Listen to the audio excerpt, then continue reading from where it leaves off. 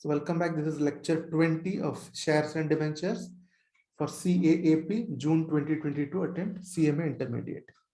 ठीक है, तो ये शेयर्स एंड डिबेंचर्स का लेक्चर 20 है.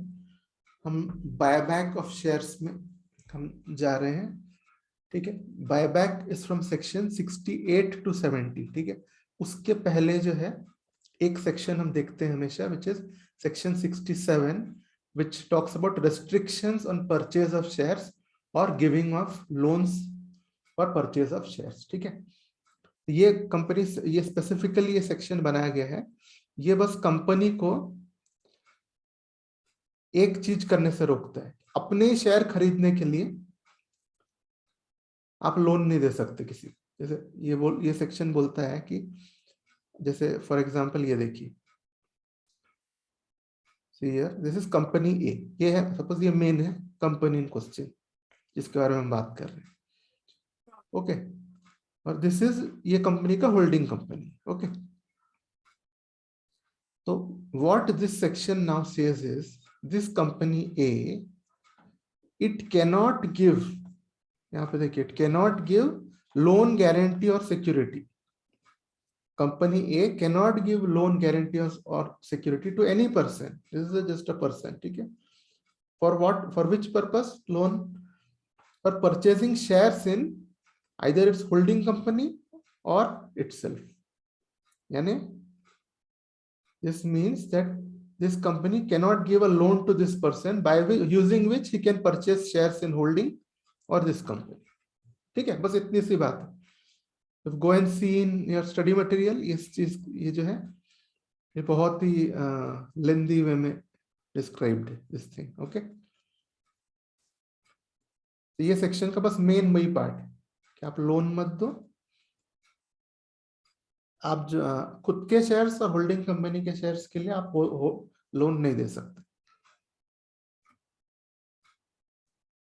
Okay, you can not give loan to purchase loan guarantee or security to purchase shares in your company or the holding company of your company. इसमें कुछ exceptions है. ठीक है, कभी भी लोन की बात आती है तो बैंकिंग कंपनी को ऑलरेडी एक्सेप्ट कर दिया जाता है. ठीक है, बैंकिंग कंपनी तो ऑर्डिनरी कोर्स में लोन दे रही है ना, उसका काम ही लोन देना है. ठीक है, सो इस केस में कैन नॉट गिव लोन जो बोल रहे हैं, इसमें exceptions is ordinary course lending by banking company, जो रेगुलर लोन्स दे रही है रेगुलर दूसरे काम के लिए. ठीक है, दैट इज ओके. ठीक है, सो उस पर कोई बंधन नहीं है. And second point is provision of money for purchase of shares from employees. यानी एम्प्लॉइज के, एम्प्लॉय को स्टॉक ऑप्शन वगैरह में शेयर्स मिलता है, where employees get shares in stock option and all that, right? ESOP, ESOS. So if the company wants to purchase those shares from employees, okay, through buyback, so here company can give loan to employees up to 6 months of salaries or wages. उससे ज्यादा नहीं, अगर आपको अपने employ के shares खरीदना है. सब क्योंकि ये ऐसा देखा जा रहा है कि it is just helping employees, उनके आप शेयर्स लेके उनको कुछ पैसे मिल जाएंगे from that point of view. So it is allowed up to 6 months of salaries और वेजेस. बट जो पिंक में मैंने मार्क किया है, इसके लिए what is needed, it special resolution is needed in meeting. ठीक है, so in shareholders meeting you should have a special resolution. और ये जो एम्प्लॉय जो बोला गया है यहाँ पे, राइट, एम्प्लॉय मैंने बोला यहाँ पे, ये एम्प्लॉय राइट. तो ये एम्प्लॉय में डायरेक्टर की मैनेजरियल पर्सनल नहीं होना चाहिए. ओके, तो this employ word is exclusive of director के. बस इतना बात बोला गया है इसमें. सर ये सेकंड वाला पॉइंट एक बार रिपीट कर दीजिएगा. तो सेकंड वाले पॉइंट में क्या बोल रहे हैं, फर्स्ट वाले पॉइंट में हमने ये लोन गारंटी की बात की थी. ठीक है, लोन नहीं दे सकता खुद के शेयर खरीदने के लिए, लेकिन बैंकिंग कंपनी ऑर्डिनरी कोर्स पे जो लेंडिंग करती है वो कर सकती है, वो हो गया. ठीक है, that is done. Banking company can lend in ordinary course, right. Now second one says, ये तो we are talking about buy back, right. तो इसमें वो बोल रहा है your employees will have some shares, जब वो ईसॉस वगैरह में उन्होंने खरीद के रखे होंगे एम्प्लॉइज ने, correct. Now employ wants to sell it to the company, ठीक है, शेयर्स को employees, employ is selling shares to the company. Okay, so in that case company can give loan to employees up to 6 months of salary or wages but not more than that, ठीक है। And यहाँ पे जो क्या है, special resolution is required and employ के definition में director and KMP are excluded. Okay, but sir वो तो शेयर सेल करेगा, मतलब तो उसको लोन क्यों मतलब देना पड़ेगा? उसको तो मतलब सॉरी पैसे सॉरी मिलने सॉरी, चाहिए ना। एक minute, okay okay, right right, you are right, ठीक है। ये जो है ना यहाँ पे ये फ्रॉम वर्ड एक्चुअली रॉन्ग है।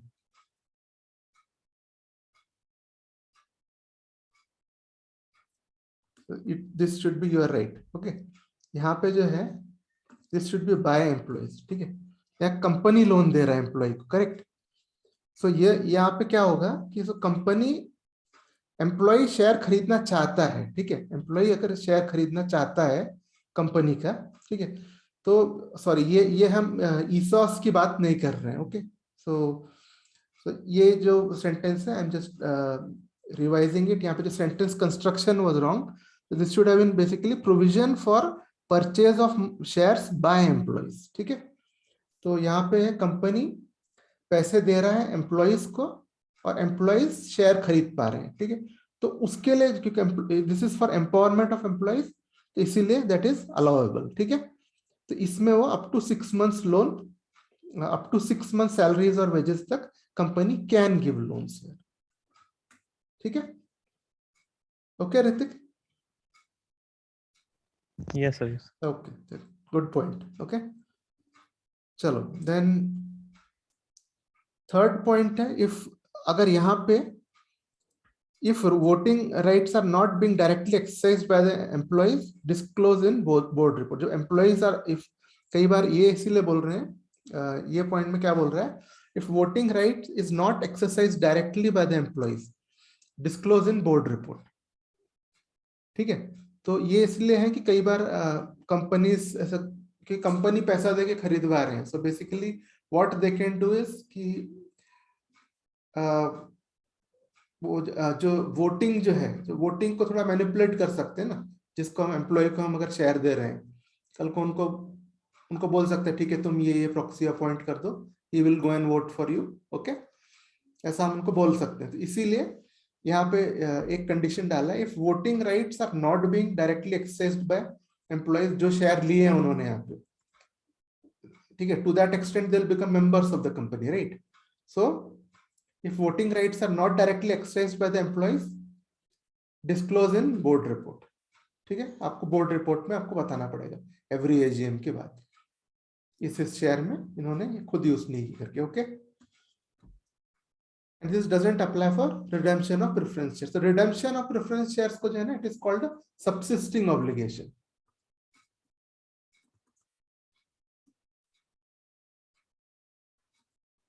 ओके। ये जो है इसको आप you see it from a different lens, redemption of share capital, ठीक है। तो वो this doesn't come in the earlier जो हमने चीजें बात किए थे about reduction of capital, वो उसमें नहीं आता है redemption of preference shares। Rules लगते हैं उसके लिए, बट क्योंकि redemption of preference shares is pre-decided, आप जब preference share issue करते हो, when you issue preference shares, तभी उसके redemption के date wait everything is decided then itself। This is not a new obligation as such, okay, ठीक है। तो ये था जो पहला वाला जो हमने पॉइंट, अभी तक हम we have not started buyback of shares, actually it starts from section 68। तो यहाँ पे हम जस्ट एक बहुत इंपॉर्टेंट पॉइंट बस देख रहे हैं कि जो कंपनीज एक्ट 2013 है, it has put a curve on people giving loans to others to buy shares in their own company, ठीक है, because that would lead to manipulation in voting rights, ठीक है। तो इसीलिए इसको स्टॉप किया गया है। और the company is actually seeing this very very seriously. कैसे पता चलता है कि आप इसमें फाइन देखोगे ना, इट इज टू ह्यूज। इसके बाद वाले will see, but this one the fine is much higher than 68 to 70 also, section 68 to 70. For a company, 1 to 25 lakhs is fine. Officer imprisonment 3 years and और भी नहीं है, यानी both these are cumulative conditions. Okay, and fine between 1 to 25 lakhs. तो ये जब करने की कोशिश करते हैं, it's a huge fine. Okay, चलो ये हो गया हमारा। This is a precursor to buyback. अब हम आ रहे हैं हमारे असली buyback में। Okay, so buyback of shares यानी क्या? शेयर्स को वापस खरीदना। Okay, in general buyback का क्या मतलब? Normally देखिए, in company you will have shareholders or members. Okay, and they will have shares. They will own the share capital basically. They will provide the share capital. Okay. So in normal circumstances, what I'm saying is, in normal circumstances,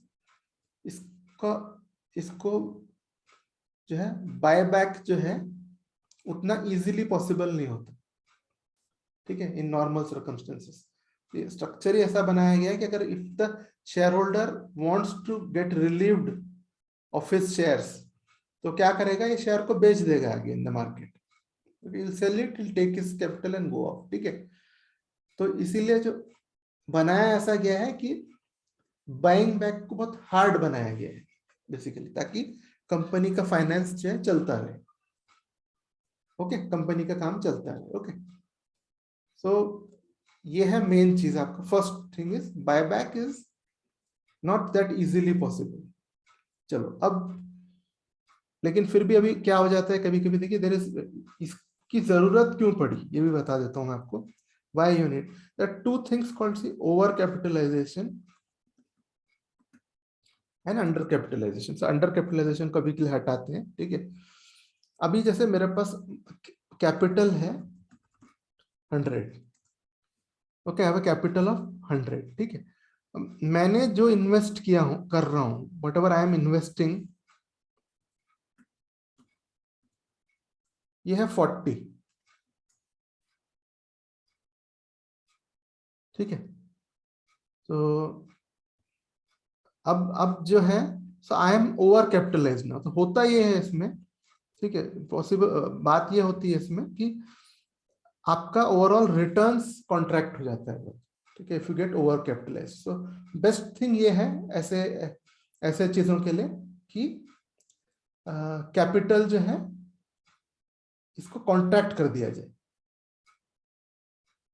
ठीक है, so basically क्या करती है company, और अगर if the company is doing well, suppose इसका उसके पास अच्छे कैश रिजर्व्स है, बराबर है, तो क्या करती है, जितने काफी शेयर होल्डर्स को कम कर देती है, धीरे धीरे उनको उनके पैसे दे देती है। ओके, कि इतने पैसे हमको नहीं चाहिए अभी, I don't want this 60 rupees extra. अब देते जाओ उनको जिनको जो नहीं चाहिए, और कंपनी को आप सही साइज में लेके आओ। See all companies have a right size. ठीक है, राइट साइजिंग जैसे हम बोलते हैं। तो if you are over capitalized, जैसे इस केस में हमने देखे, फिर ओवर कैपिटलाइज्ड क्या होता है कि ये जो 60 रुपए जो है, इसके रिटर्न्स बहुत कम रहते हैं, ये 40 के रिटर्न्स बहुत ज्यादा रहते हैं। So the real capital gives you much larger return. So overall what happens here, all your shareholders are not happy with you, so their total returns fall.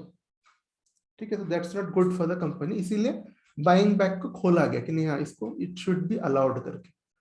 Okay, so now buyback कैसे कर सकते हैं हम, accounting point of view I'll tell you. So this is the concept. Buyback can be done out of free reserves। ठीक है, free reserves यानी reserves which from which you can pay dividend। ठीक है, that are free reserves। Securities premium account, and third is proceeds of issue of any shares or other specified securities। आप नए shares और debentures issue करके भी buyback कर सकते हैं। Okay, that's also allowed। in this, ठीक है. So now if you just compare this with bonus shares, कोई बता सकता है आपको बोनस शेयर्स में किन 3 चीजों से आप बोनस शेयर्स ले सकते हैं? Can anyone tell me? Sir security premium, CRR और capital reserve. Security premium, CRR और sir CRR, capital. Security premium और कैपिटल रिजर्व. तो जनरल रिजर्व से होता है.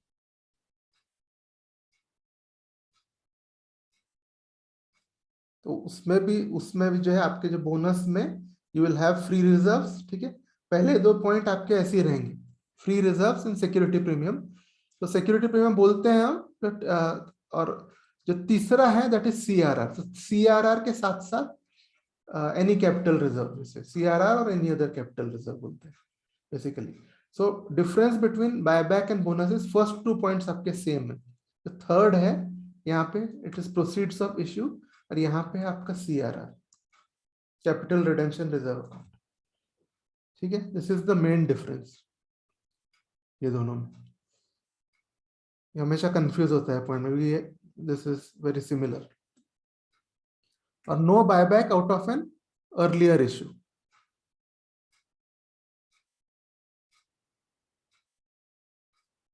ठीक है.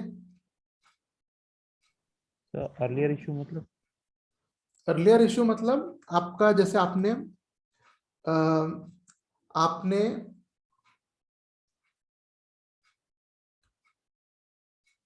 समझ लीजिए 1 मार्च को 10,000 का कैपिटल मैंने इश्यू किया 1 मार्च, ओके. और 30th जुलाई को मैंने और 5,000 इश्यू किया, ठीक है. फिर सोचा कि अरे ये तो नहीं चाहिए, तो अब मैं इसके पैसे यूज कर रहा हूं इनको वापस देने के लिए, ठीक है. यूजिंग दिस मैं इसको बाय बैक कर रहा हूं ये वाला,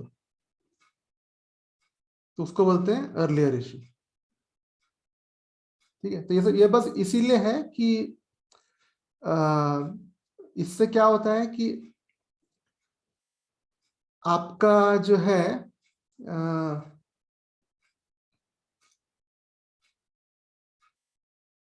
क्या होता है, जैसे आपके 2 अलग अलग शेयर्स है, ठीक है. 2 अलग अलग शेयर कैपिटल है, तो आप एक टाइप ऑफ शेयर, एक शेयर को लेके मैं दूसरे को बाय बैक करूंगा, इसका कोई लॉजिक नहीं है ना basically.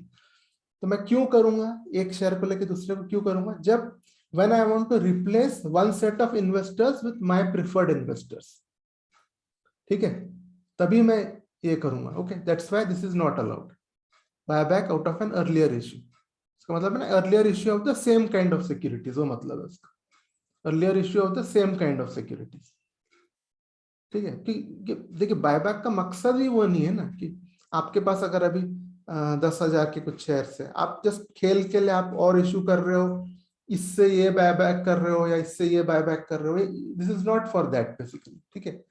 So buyback is there to address some other problem which is called over capitalization, ठीक है. जब आपके रिजर्व्स अच्छे बिल्ड हो गए हो, तब जो है क्या होता है, जो आपके कोर शेयर होल्डर्स हैं उनके लिए बायबैक, ठीक है. सिर्फ फॉर एग्जांपल आउट ऑफ ये 10,000 में से आपके अगर कोर शेयर होल्डर्स है 6,000, राइट.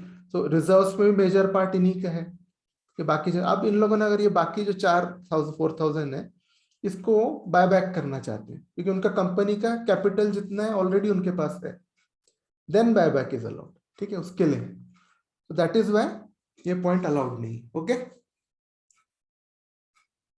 ठीक है. Yes sir. तो ये हो गया पहला point. Then second is buyback must be authorised by articles. Article से ऑथराइज्ड होना जरूरी है. Then SR at GM, okay. So SR in special resolution, GM is general meeting, ठीक है. So there has to be an special resolution at GM. लेकिन ये SR की जरूरत नहीं है इफ बायबैक इज 10% और लेस, अप टू 10% है total equity capital and free reserve का, then you don't need it, ठीक है. 10% of total paid up capital और फ्री रिजर्व हो तो then you don't need SR. Board resolution से काम हो जाता है.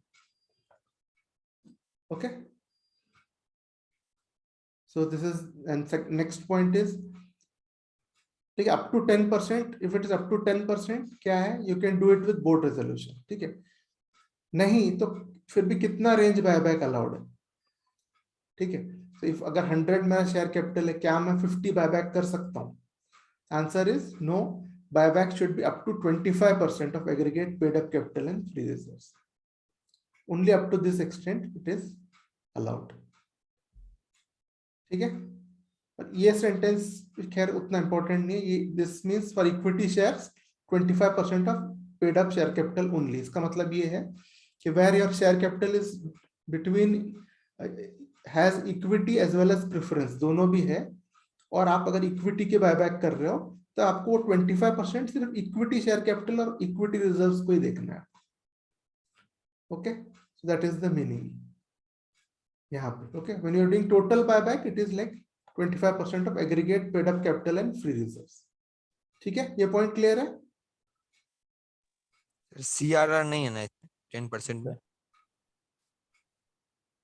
नहीं, देखिए एक्चुअली जो सीआरआर हम देखेंगे आगे, जो सीआरआर में आप देखोगे ना, सीआरआर में कुछ पैसे होते नहीं है, वैसे सीआरआर जस्ट रिजर्व, नाम के वास्ते वो रिजर्व बनाया जाता है, ठीक है, तो ये जो बोल रहा है, ये जो 10% बोल रहा है, आपके paid up capital and free reserves की बात कर रहा है,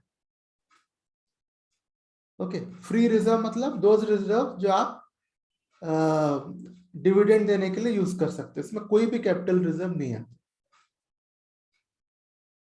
ठीक है, सीआरआर भी कैपिटल रिजर्व है, और जो सीआरआर के बारे में हम देखेंगे आगे, सीआरआर में कुछ नहीं होता, सीआरआर कोई काम का नहीं होता, वो उस नाम का रिजर्व होता है सीआरआर, ओके, बट चलो from classification point of view it is a capital reserve, ठीक है, तो ये हो गया हमारा 25% वाला पॉइंट। अब जब लास्ट पॉइंट में बोलूंगा फिर हम क्लोज कर सकते हैं अभी के लिए, एग्रीगेट ऑफ, ये इसमें क्योंकि ये पॉइंट्स बहुत इंपॉर्टेंट है, बेस्ड ऑन दिस पॉइंट ही हम बायबैक कर सकते हैं, इसलिए पॉइंट्स पूरा करना जरूरी है हमको, ठीक है, यहाँ पे aggregate of debt equity ratio जो है आपका, दैट शुड बी 2:1, ये बात यहाँ पे की गई है, तो from here we will continue, okay, आप यहाँ तक देख लेना, यहाँ से हम कंटिन्यू करेंगे, ठीक है, this points are very important, क्योंकि बायबैक इस कंडीशंस पे ही होता है, you should know this conditions, okay, चलिए फिर, Yes, thank you. sir. Thank you, sir. Thank you, sir.